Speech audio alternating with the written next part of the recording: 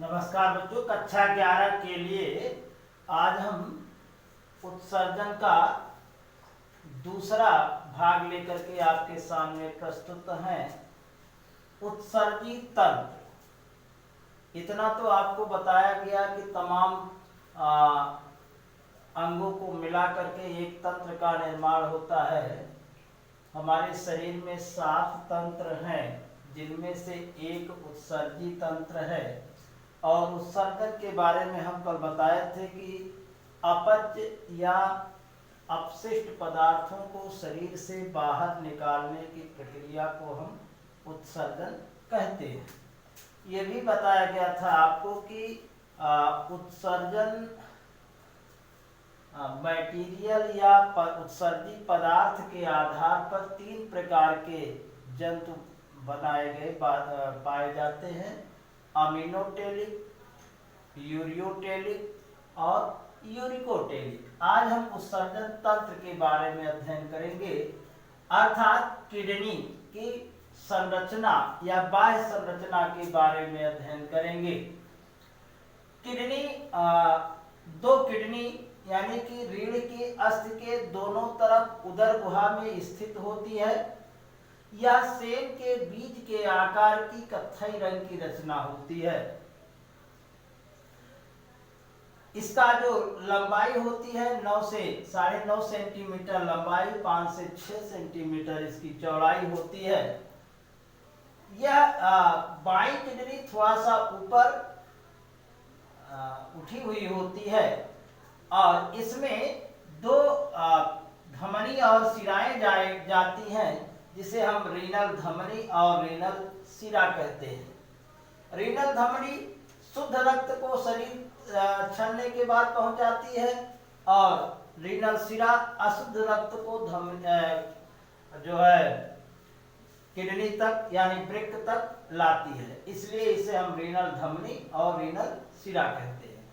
हम किडनी की बात करें तो किडनी सेब के बीज के आकार की होती है। बाहरी तल को हम कॉन्वेक्स सरफेस कहते हैं, यानी उत्तल होता है। आंतरिक तल को जो है हम कॉनकेव सरफेस कहते हैं, अर्थात अवतल होता है। आंतरिक उस पर तल पर पेल्विस और हाइलस पाए जाते हैं, जहां पर रीनल धमनी और रीनल शिरा जाकर के मिलते हैं और वहीं से एक नलिका के आकार की रचना निकलती है, जिसे हम यूरेटर कहते हैं। अब अगर हम इसकी आंतरिक रचना देखें किडनी की, तो किडनी 2 भागों का वर्टिकल सेक्शन काटते हैं तो 2 भागों में बंटती है। 2 भाग दिखाई देते हैं। एक तो कार्टेक्स रीजन, जिसे हम कार्टिकल रीजन कहते हैं।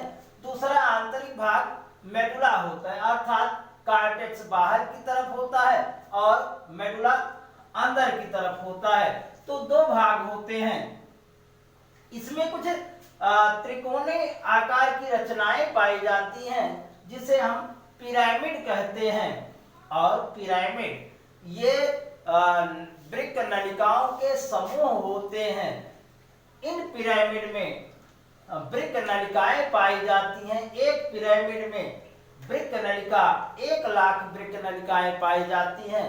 इस तरह से एक किडनी में 12 पिरामिड पाए जाते हैं, अर्थात इसमें 12 लाख नेफ्रॉन या 12 लाख वृक्क नलिकाएं पाई जाती हैं।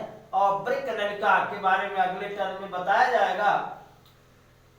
इसमें तो इतना ही समझ लीजिए कि वृक्क नलिकाएं या वृक्क कोशिकाएं कह सकते हैं 12 लाख पाई जाती हैं, यानी एक पिरामिड में 1 लाख वृक्क नलिकाएं पाई जाती हैं।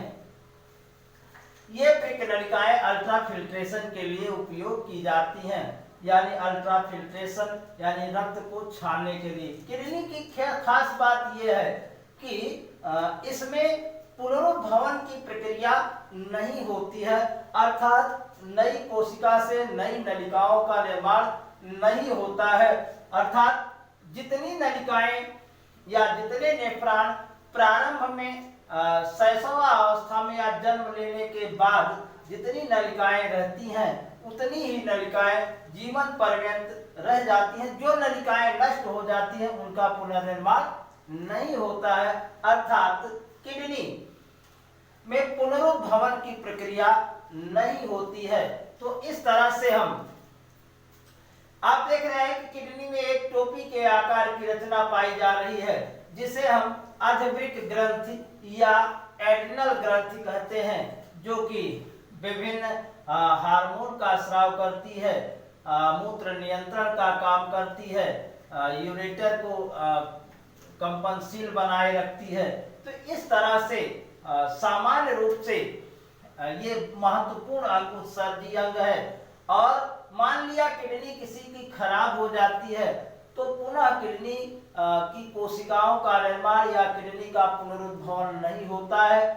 अगर किसी किडनी खराब हो जाती है तो एक विशेष रूप से प्रक्रिया होती है जिसे हम डायलिसिस कहते हैं। एक मशीन लगाई जाती है जो डायलाइजर कहलाती है, और डायलाइजर के द्वारा रक्त को शुद्ध किया जाता है और पुनः शरीर में डाला जाता है। तो इस तरह से अगर किडनी डैमेज हो जाती है तो डायलिसिस के द्वारा जीवन कुछ दिनों तक बचाया जा सकता है, वरना मृत्यु जो है उस व्यक्ति की एकदम निश्चित होती है। और ज्यादा धूम्रपान, शराब या जो है गरिष्ठ भोजन करने से या जो है फास्ट फूड करने से किडनी डैमेज हो सकती है, किडनी में स्टोन हो सकता है, पथरी हो सकती है। इन सब से बचे रहना चाहिए। तो आज हम किडनी के बारे में ये सामान्य जानकारी है। कल हम वृक्क नलिका के बारे में अध्ययन करेंगे। धन्यवाद।